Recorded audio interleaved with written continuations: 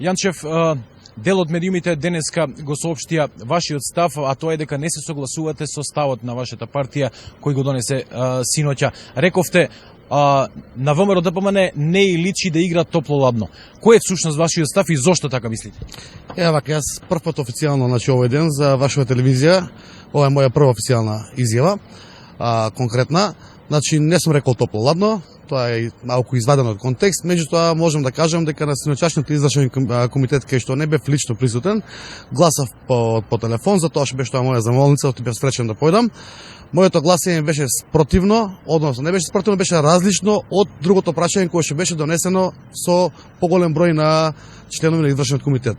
Меѓутоа, на крајот од денот, последното прашање кое што е став на партијата, воопшто не се разликува и во однос на моето кое што го претходно ја застапував. Што значи тоа? Дека вие се согласувате со ставот на извршниот одбор? Така, јас ставот на партијата не го порекувам и не го одбивам како став, само сакам да дополнам и да кажам дека мојот став кој што го имав на извршниот комитет и кој што го застапував е во рамките на донесениот став на извршниот комитет. Кој е вашиот став? Мојот став за кој што гласав како прашање беше да се повика членството на гласање и да гласа против договорот со тоа што ќе гласа за влез во Европска унија и НАТО, али ќе гласа против договорот. Тоа е мојот став. Кажете ми, го слушнавме ставот на вашата партија. Денеска топ тема е тоа што вашата партија го кажа. Значи, не ги повика гласачите ниту да излезат, ниту да не излезат, туку повика да се водат по својата желба. Дали сметате, како што дел од експертите веќе кажуваат, дека ова е повик на тивок бојкот? Гледате, пошто е партиски став и органите на партијата го донеселе тој став заедно со извршени со Централен комитет, јас не би го коментирал ставот, затоа што сум дел од таа партија и тоа се интерни одлуки кои се носат и председателот Мицкоски си ги на синоќашната пресконференција си ги објасни и ги даде како таков став на нашата партија.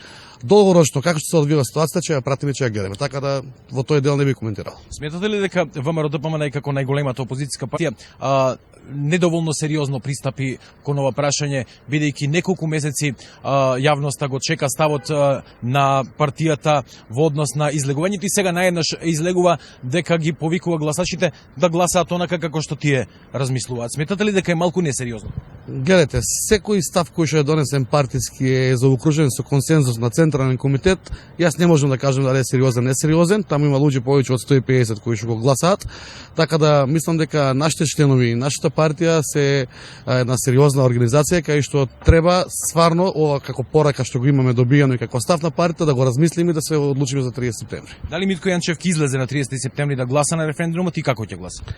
Значи, јас се уште немам одлучено, меѓутоа овој мој став што беше пред да донесеме конечната одлука беше дека треба да се излезе и да се гласа против договорот.